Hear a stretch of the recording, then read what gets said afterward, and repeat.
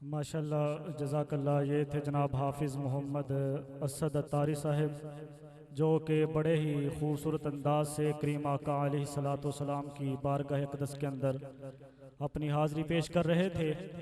दुआ है कि अल्लाह रब्बुल इज़्ज़त जिस तरह इन्होंने ज़ौक़ और शौक़ के साथ कलाम आला हज़रत पढ़ा है, अल्लाह रब्बुल इज़्ज़त इनको इसी तरह मसलक आला हज़रत के ऊपर कायम और दायम फरमाए। तो हज़रत जनाब कारी मोहम्मद अहमद रज़ा जमाती साहब तशरीफ़ ला चुके हैं। इंशाअल्लाह चंद ही लम्हों के बाद वो स्टेज की रौनक होंगे। बाद अहबाब मुझे रिक्वेस्ट कर रहे हैं या समझ ले कि हुक्म दे रहे हैं कि फ़लाँ फ़लाँ की नात पढ़ाई जाए, तो मैं सबसे माजरत ख़्वाह हूँ। हमने अपना प्रोग्राम एक बड़े ही आसान अंदाज से लेके चलना होता है, तो तमाम अहबाब जितने भी शामिल हो रहे हैं या जिनका मुझे कहा जा रहा है, कहने वालों से भी माजरत ख़्वाह हूँ, जितने आए हैं उनसे भी माजरत ख़्वाह हूँ कि अल्लाह तबारक व तआला आपका आना कबूल फरमाए। लेकिन हमारे पास इतना टाइम नहीं कि हम अपना मज़ीद टाइम जो है वो इस तरह कर सकें। हम आप सब से माजरत ख़्वाह हैं। अल्लाह और उसके रसूल की रज़ा की खातर हमारी इस माजरत को कबूल फरमाए। न तलब ही दे न जुनू ही दे, ये हवस न दे वो हवा न दे। शह अम्बिया पे फिदा हूँ मैं, कोई और दर्द खुदा न दे। ये ख्याल है ये मलाल है, ये अजीब ज़माने का हाल है। तेरे आस्था से मेरे नबी कोई आके हमको उठा न दे। और ये सरकार का दर है, दर शाह तो नहीं, जो मांग लिया और भी कुछ मांग। जिन लोगों को शक है कि करम उनका है महदूद, उन लोगों की बातों पे न जा और भी कुछ मांग। झोली ही मेरी तंग थी क्या मांगता उनसे, वो तो कहते ही रहे मांग जरा और भी कुछ मांग। और उस दर पे ये अंजाम हुआ हुस्न तलब का, झोली ही मेरी भर भर के कहा और भी कुछ मांग। वालिदैन नबी वाजिबुल एहतराम, जिनके जिस्मों में हुआ नूर नबी का क़ियाम। जिनका जाया बना अम्बिया का इमाम, उन अमीने रिसालत पे लाखों सलाम। फ़तह बाबे नबूवत पे बेहद दुरूद, ख़त्म दौरे रिसालत पे लाखों सलाम। फिर के गली गली तबाह, ठोकरें सबकी खाएं क्यों। दिल को जो अकल दे खुदा, तेरी गली से जाएं क्यों। और जो तेरे दर से यार फिरते हैं, दर बदर यूं ही खार फिरते हैं। और हम गदा हैं अल्हम्दुलिल्लाह, हम गदा हैं उस गली के, मांगते जहां पे ताजदार फिरते हैं। आप अहबाब के सामने बयान करना मकसूद नहीं है, चंद एक गुजारिशात आपके सामने रखनी है। इंशाअल्लाहुल अज़ीज़ चंद ही लम्हों में आपके सामने कारी साहब आ जाएंगे, उनकी नात शुरू हो जाएगी। तो नात के दौरान हमारे पास कुछ मुअज़्ज़ज़ मेहमान तशरीफ़ लाए। जनाब गुजरांवाले से मोहम्मद इकराम साहिब, जनाब हाफिज़ मोहम्मद ग़ुलाम हुसैन रज़वी साहिब, जनाब मोहम्मद साहिल शकील साहिब, जनाब मौलाना मोहम्मद अरहम अत्तारी साहिब और दीगर हाफिज़ जनाब मोहम्मद जुनेद साहिब, हाफिज़ मोहम्मद मुहेब साहिब। जितने भी अहबाब तशरीफ़ लाए, हम तमाम को अपनी इस बाबरकत महफ़िल पाक में आने पर शाकिर हैं। अल्लाह रब्बुल इज़्ज़त इनका यहाँ पर आना अपनी बारगाह के अंदर कबूल व मंजूर फरमाए। चंद एक गुजारिशात रखनी है। उनमें से पहली गुजारिश ये है कि बिहम्दिल्लाहि ताला हमारे इस मुल्क पाकिस्तान के अंदर बहुत ही ज़्यादा महाफिले मिलाद मुस्तफ़ा सल्लल्लाहु ताला अलैहि वसल्लम का इनेकाद किया जाता है। जिस शौक़ और ज़ौक़ के साथ यहाँ पर महाफिले मिलाद मुस्तफ़ा को मनाया और सजाया जाता है, वहीं पर अफसोस के साथ ये कहना पड़ता है कि इतनी महाफिले मिलाद मुस्तफ़ा सल्लल्लाहु ताला अलैहि वसल्लम सजाने के बाद भी हमारे अंदर कोई तब्दीली रूनमा नहीं हो रही। हर बंदा घर घर में महफिल मिलाद मुस्तफ़ा को सजाता है, लेकिन जब करीम आका अलैहिस्सलातु वस्सलाम की बात मानने की बात आती है, उस वक़्त जो है वो हम ज़रा घूम के निकलते हैं। वो किसी ने क्या खूब कहा था कि नाम मुस्तफ़ा ज़रा झूम कर और पैगाम मुस्तफ़ा ज़रा घूम कर, कि नाम मुस्तफ़ा की बारी आती है तो हम बड़ा झूम झूम कर नाम मुस्तफ़ा लेते हैं, लेकिन जहां पर पैगाम मुस्तफ़ा की बारी आती है वहां पर हम पैगाम मुस्तफ़ा को अपनाने के लिए तैयार नहीं हैं। गलियों मोहल्लों के अंदर हम नबी के नाम के नारे तो लगाते हैं, लेकिन हमें अपने घर के अंदर शरीयत मुस्तफ़ा का नूर नजर नहीं आता। इसकी वजह क्या है? या तो उलमा जो है वो सुस्ती का शिकार है, मेरी तरह के जो चंद हैं, कि वो आप तक सही मानों में पैगाम नहीं पहुंचा पा रहे, या जो आप तक पैगाम तो पहुंचा पा रहे हैं लेकिन आप उनका पैगाम सुनने के लिए तैयार नहीं हैं। इस मुआशरे के अंदर जो इस वक्त सबसे ज्यादा बड़ा नासूर पाया जा रहा है वो है कि हर बंदा आए दिन वालिदैन का नाफरमान होता जा रहा है। सुनी सुनाई बात नहीं, चंद दिन पहले मैं मस्जिद के बाहर खड़ा था, एक छोटा सा बच्चा यहाँ पे तंदूर पे बैठा है, उसकी वालिदा उसको आकर कहती है कि बेटा फलां लड़के के साथ ना घूमा कर, वो लड़का अच्छा नहीं है। उसकी माँ कहकर जाती है तो आगे से वो बच्चा, छोटा सा बच्चा है, आगे से अपने दोस्त को कहता है देख यार मेरी माँ पागल हो गई है, माँ तो मेरी पागल है, ये मुझे रोक रही है। एक छोटा सा बच्चा है, अगर इस वक्त अपने वालिदैन के लिए वो इस तरह के अल्फाज जो बोल रहा है, जरा सोचिए कि जब वो बड़ा होगा उस वक्त वो अपने वालिदैन के साथ किस तरह का सलूक करेगा। इसकी वजह क्या है कि हम लोगों ने अपनी औलाद को दीन मुस्तफ़ा से दूर रखा है। आज हमने अपने बच्चों को कॉलेज में पढ़ाया, यूनिवर्सिटियों में पढ़ाया, डॉक्टर बनाया, इंजीनियर बनाया, हमने सारा कुछ करवाया, लेकिन अगर नहीं करवाया तो उसको दीन का आलिम नहीं बनाया। मैं नहीं आपको रोकता कि बच्चों को डॉक्टर ना बनाएं, बनाएं बच्चों को डॉक्टर, लेकिन अगर बच्चा डॉक्टर होने के साथ साथ गुलाम मुस्तफ़ा भी हो तो किस तरह का मजा आएगा। बच्चा आपका जो है वो इंजीनियर भी हो, लेकिन अगर वो साथ साथ वालिदैन का फरमा बरदार हो, दीन मुस्तफ़ा को समझ कर चलने वाला हो, तो जरा खुद अंदाजा लगाएं कि फिर आपकी दुनिया किस तरह की गुजरेगी। आपकी दुनिया भी खूबसूरत गुजरेगी और आखिरत भी खूबसूरत गुजरेगी। सिर्फ एक हदीस सुनाकर आगे चलता हूं। करीम आका अलैहिस्सलाम की हदीस पाक का मफहूम है, फरमाया कि जिसने अपने वालिदैन को नाराज किया वो इसी तरह है कि जिस तरह उसने रब को नाराज कर दिया। मेरे ख्याल में इससे बड़ी हदीस है ही कोई नहीं यारो। जिसने वालिदैन को नाराज कर दिया, जिससे रब भी नाराज हो जाए, उसके पास पीछे बचता क्या है? जिससे रब नाराज हो जाए, बताएं उसके पास कुछ बचता है? आज अगर हमारे साथ हमारा वालिद नाराज हो जाए या भाई नाराज हो जाए तो हमें लग पता जाता है कि वो नाराज हुए हैं हमारे साथ। हमारी अब दुनिया किस तरह की गुजरनी है, जिनके ऊपर हमारा सारा दारो मदार होता है, वो नाराज हो जाए तो हमारी जिंदगी तंग हो जाती है। तो जिसके साथ रब नाराज हो जाए उसके पास क्या रहता है? हदीस पाक है, करीम आका अलैहिस्सलातु वस्सलाम ने इरशाद फरमाया, हदीस पाक का मफहूम है, फरमाया जिस बच्चे ने अपनी सुबह इस हाल में की, इस हाल में उसने अपना दिन गुजारा कि उसके बाप ने उसको देखा और देखकर उसका बाप खुश हुआ। फरमाया एक दफा खुश हुआ उसका बाप अपने बेटे को देखकर। मिसाल के तौर पर किसी ने नेक काम किया, या जिस तरह हाफिज साहब तिलावत कर रहे थे, इनको देखकर इनके वालिदैन खुश हुए। फरमाया जब बच्चा कोई नेक काम करे उसको देखकर उसके वालिदैन खुश हों, फरमाया अल्लाह रब्बुल इज्जत उसको एक गुलाम आजाद करने का सवाब अता फरमाता है। सहाबा ने अर्ज की या रसूलल्लाह सल्लल्लाहु अलैहि वसल्लम, अगर बाप जो है वो 360 दफा देखे मेरे नबी ने फरमाया मेरा रब उसको 360 गुलाम आजाद करने का सवाब अता फरमा देता है।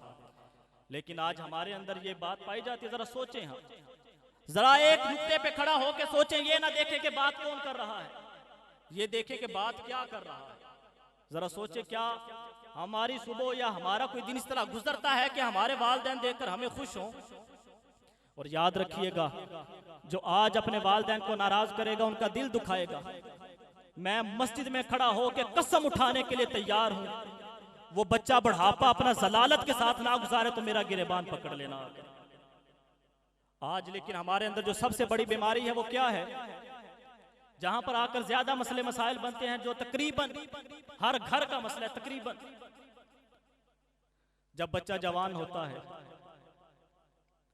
जवान होने के वक्त जब होता है, बाहर दुनिया को देखता है, दुनिया को देखकर उसका माइंड ज़हन जो ऐसा खराब होता है कि वो दुनियावी इश्क में मुब्तला हो जाता है।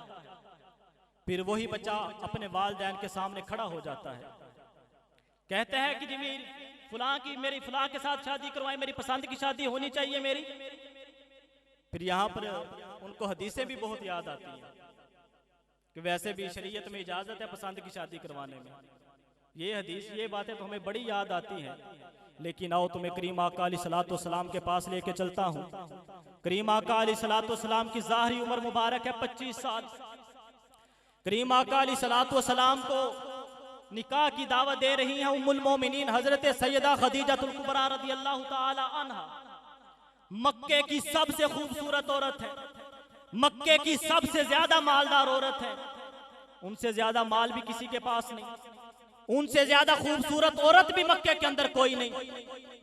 जब नबी पाक को निकाह की दावत देती हैं, नबी पाक खुद मुख्तार है, नबी पाक किसी के मोहताज नहीं थे। लेकिन मेरे नबी ने ये नहीं कहा कि मैं शादी करवा दूं।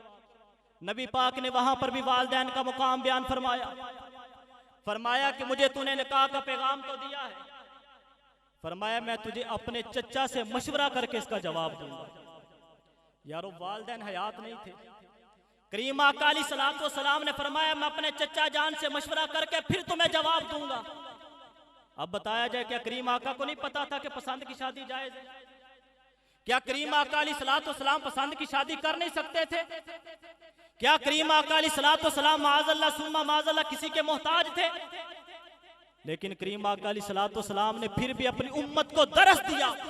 फरमाया तुम नारे तकबीर, नारे रिसालत, नारे तहकीक, नारे हैदरी हमारी महफिल में तशरीफ लाए सना खान मुस्तफ़ा जनाब कारी मोहम्मद अहमद रज़ा जमाती साहिब। हम आपको इस बाबरकत महफिल पर आने पर, हमें वक़्त देने पर दिल की अता गहराइयों से शाकिर हैं।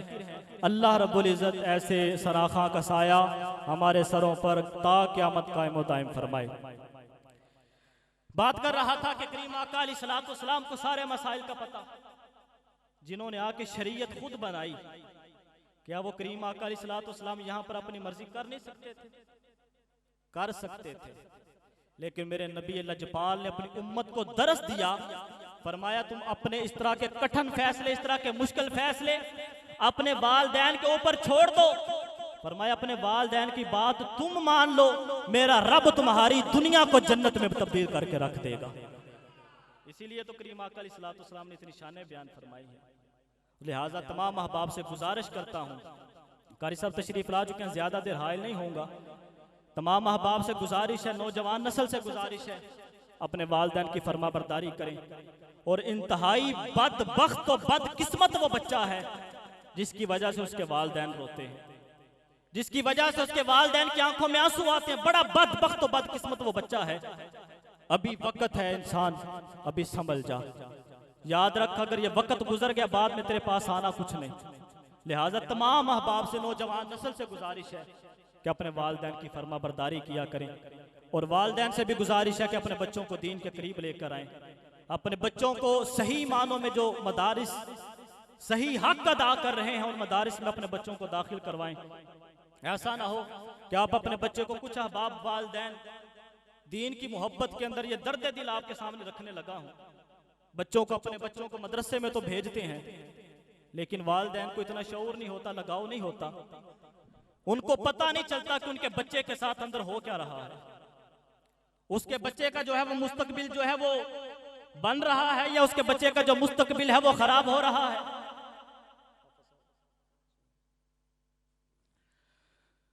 वालिदैन जो हैं वो इस कदर जो है वो लापरवाही का शिकार होते हैं। एक दो मिसाल आपके सामने रख के मैं बात को मजीद समझाना चाहूंगा। नाम नहीं मैं लेना चाहता, बात समझाना मकसूद है। आज यहाँ से अगर कोई बच्चा गुजरात पढ़ने चला जाए, शहर पढ़ने चला जाए, वालिदैन को बड़ा मान होता है, बड़ा फख्र होता है कि मेरा बच्चा शहर पढ़ रहा है। हमारे पास एक यहाँ पर बच्चा आता है, मस्जिद में खड़ा होकर हल्फिया बयान दे के आपको ये बात सुना रहा हूँ। बच्चा यहाँ पर आता है, उसके उस्ताद के साथ मेरी गुफ्तगू भी हुई।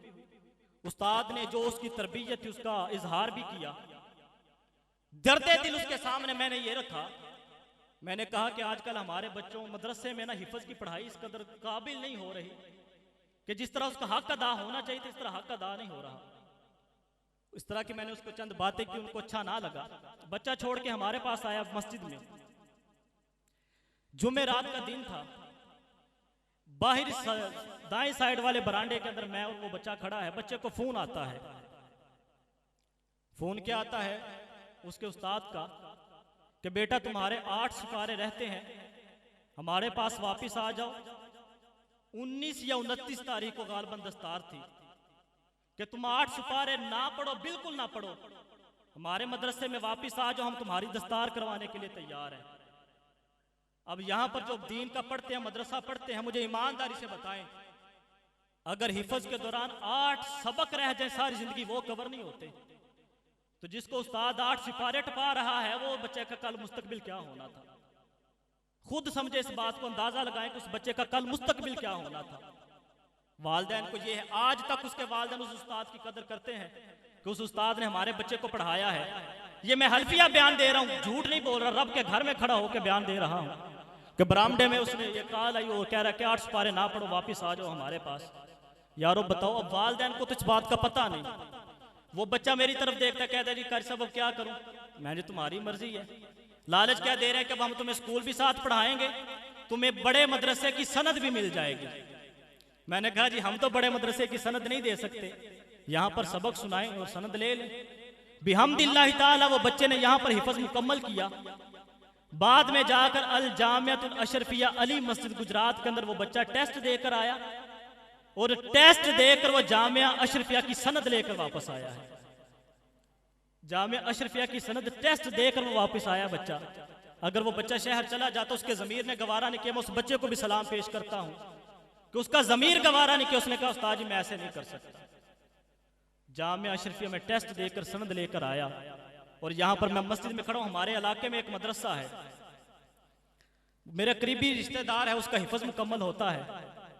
उसका वालिद मुझे कहता है कर सब इसका टेस्ट ले। करीबी रिश्तेदार है मेरा, काफी करीबी। मैंने उस बच्चे को कहा जी 12वां सिपारा शुरू करें। ये मेरे सामने कुरान पाक पढ़ा है। उस बच्चे को इतना नहीं पता था कि 12वां सिपारा शुरू कहां से होता है। उस बच्चे की दस्तार भी हुई, सनद भी मिली, सारा कुछ हुआ। यारो इतना बड़ा ब्लंडर कर रहे हो तुम बच्चों के साथ, इस तरह तुम बच्चों के साथ खेल रहे हो, इस तरह बच्चों का मुस्तकबिल बर्बाद कर रहे हो। सिर्फ अपने एक सूट की खातिर के दस्तार हो जाएगी, हमें सूट मिल जाएगा। लानत भेजो ऐसे सूट के ऊपर, लानत भेजो ऐसे पैसे के ऊपर।